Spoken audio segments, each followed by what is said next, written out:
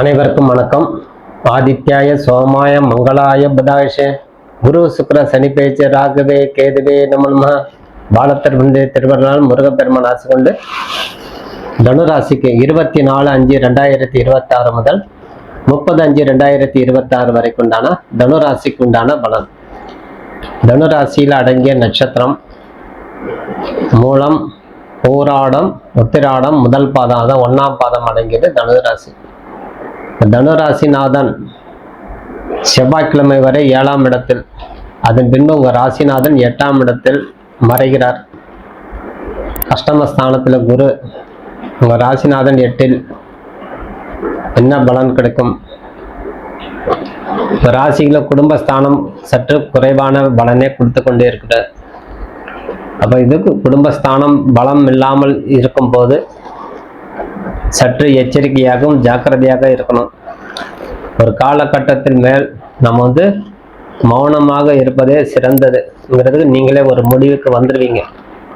இந்த தனுராசிக்காரர்கள் பொறுமை வேணும் நம்மளுக்கு. இப்போ அடுங்க புத்தியே சொல்ல ஆரம்பிச்சவங்க, மனமே சொல்ல ஆரம்பிச்சவங்களோட எண்ணமே சொல்ல ஆரம்பிச்சிடும். அந்த அளவுக்கு அங்கே கிரக நிலை இந்த வாரம் முழுவதும் இருக்குது. ஆகவே சற்று எச்சரிக்கையாக இருந்து வரக்கூடிய வாரமாக இருக்கும். கிரக சஞ்சாரம் பார்க்கும்போது 6ஆம் இடத்துல சூரிய பகவான் புதன் இருப்பது, கடன் வாங்காமல் இருப்பது சிறந்தது. சிக்கனமான செலவுகள், அதிகமான செலவுகள் தவிர்க்க வேண்டும். இந்த வாரத்துல தேவையில்லாத செலவு, அது வாங்குறோம் இது வாங்குறோன்னு வாங்காமல் இருக்கணும். நம்ம 6ஆம் இடத்துல ஒரு கிரகம் 6ஆம் அதிபதி 7ல் இருப்பது சிறந்தது. 6ஆம் இடத்துல 9ஆம் அதிபதி மற்றும் 7ஆம் அதிபதி 10ஆம் அதிபதி சேர்ந்து இருப்பது சற்று எச்சரிக்கையாக செலவினங்கள் செய்து வருவது கால சிறந்ததாக அமையும்.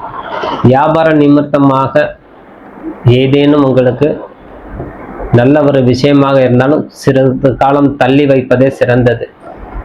குரு பகவான் உங்களுக்கு அனுகூலமற்ற தன்மை. சூரிய பகவான், சூரியன் மற்றும் புதன் 6ஆம் இடத்தில் இருப்பதால் 2 கிரகங்கள் மாறும் வரை, அதாவது வைகாசி மாதம் முடிஞ்சு ஆணி மாதத்துக்கு மேல் சில முயற்சிகள் எடுப்பதே சிறந்தது. உங்க செவ்வாய் பகவான் உங்களுக்கு உறுதுணையாக இருந்தது. 5ஆம் இடத்துல செவ்வாய். நிலப்புலங்கள், வெளியூர் வேலை, தூரதேச பயணம், பூர்வீகத்துக்கு உண்டான சொத்துக்களுடைய விஷயம் அனைத்தும் பேசணும், உடனே நடக்கணும் அப்படிங்கிறது ஒரு காலகட்டத்தில் நீங்க தள்ளப்படுவீங்க. இத்தனைக்கு நீங்க ஒரு பொறுமையாக இருந்து எதை முதல்ல நம்ம செய்வது. 4 பிரச்சனை 4 பக்கம் நிக்குது. ஊர்ல உள்ள இடத்தை வீடு கட்டுவதா, இல்லை இங்க வாங்கி வீடு கட்டுவதா, நம்ம இருப்பிடத்துல அப்படிங்கிறதெல்லாம் உங்களுக்கு ஒரு மனக்குழப்பம் கொடுத்து கொண்டே இருக்கும். ஒரு நல்ல லோன் போட்டு வீடு வாங்கிடலாம், வீடு கட்டிடலாம், நம்மளுக்கு தான் இடம் இருக்குங்கிறதெல்லாம் சற்று ஜாக்கிரதையாக இருந்து நல்ல ஒரு தருணம் ஆய்வு செய்யணும்.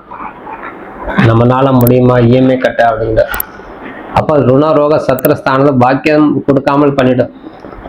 உங்க பாக்கிய ஸ்தானாதிபதி சூரியன் 6ல் மறைந்திருக்கால் சற்று கவனமாக இருந்தணும்.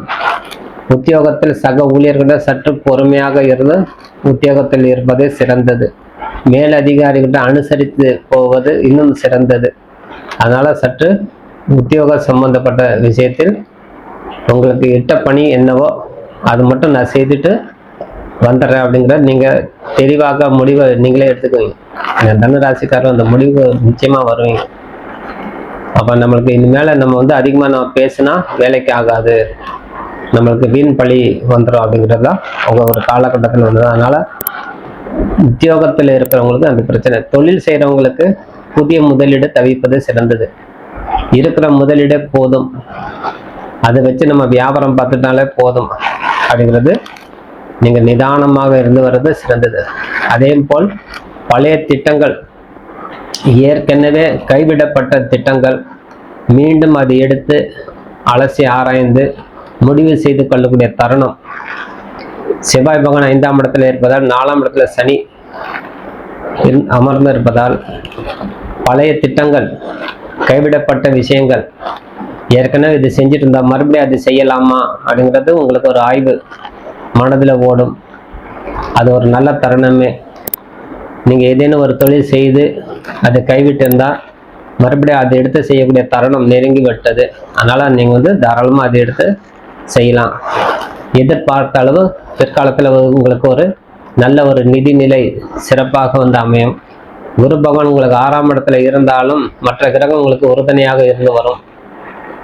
இப்போ ராகு கேது அப்படின்ற ராகு முயற்சி ஸ்தானத்துல 3ஆம் இடத்துல இருப்பது, ராசிக்கு 9ஆம் இடத்துல கேது இருப்பது உங்களுக்கு ஒரு வகையில புத்தி கொட்டி கொண்டே இருக்கும். இந்த கேது பகவான் ஞானக்காரகன். செய் செய் செய் அப்படிங்கிறது மனம் வந்து பேசிக்கொண்டே இருக்கக்கூடிய காலம். குரு 8ஆம் இடத்துல மறைந்தாலும் உங்க குடும்பஸ்தானம் சொல்லக்கூடிய தனஸ்தானத்தை பார்ப்பதால் பொருளாதார முன்னேற்றம் ஏற்படக்கூடிய வாய்ப்பு கொடுக்கும். அதனால இந்த நேரத்தில் இந்த தருணத்தில் முழு முயற்சி ஈடுபடுவது சிறந்தது. இந்த மாதம் முழுவதும், இந்த வாரம் மட்டுமல்ல, இந்த மாதம் முழுவதும் எந்த விதமான கடன்கள் வாங்காமல் இருப்பது உங்களுக்கு சிறந்தது. குடும்பம் நல்ல மேன்மை பெறும். கணவன் மனைவிக்கு உண்டான ஒற்றுமை அதிகரிக்கக்கூடிய காலம். தம்பதிகளுக்குள்ள இருக்கக்கூடிய இணக்கம் அதிகரிக்கும். நம்மளுக்கு இதெல்லாம் ஒரு பிரச்சனையா அப்படின்னு நீங்க கலந்து ஆலோசனை செய்து யார் பேர்ல நம்ம ஏதாவது ஒன்று செய்யலாம், பிள்ளைங்கள் பேர்ல செய்யலாமா, மனைவி பேர்ல செய்யலாமா, அம்மா பேர்ல செய்யலாமாங்கிறதுலாம் உங்களுக்கு ஒரு முடிவுக்கு வரக்கூடிய தருணம். அதனால நீங்க வந்து குடும்ப உறுப்பினர்கிட்ட சற்று அனுசரிப்போடு இருப்பது சிறந்தது. உங்க பிள்ளைங்களுக்கு எதிர்காலத்தை நோக்கி செல்லக்கூடிய காலமாக இருந்தால் திருமணம் செய்து வைக்கலாம். சுப செலவாகும். விரைத்தன்மை தடுக்கலாம்.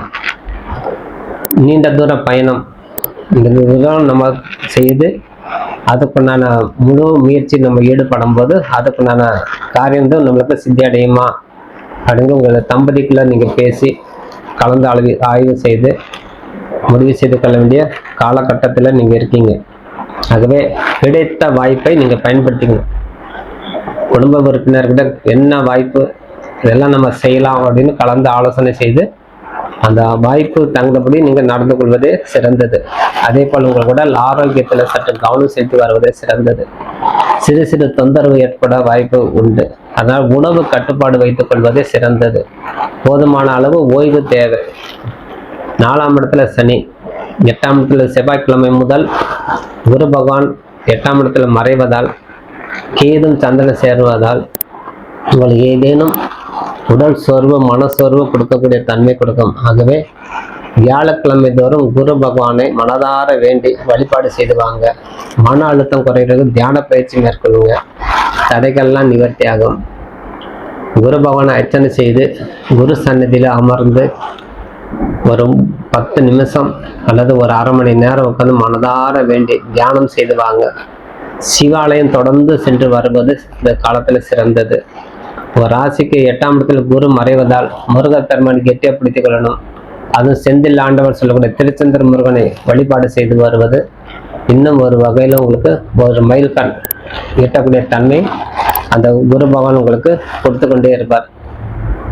ஒரு நேரம் சரியில்லைன்னா அதிகமாக நம்ம வந்து வழிபாடு சிபாரிசு செய்கிறோம் ஒவ்வொரு ஜோதிடர்கள்.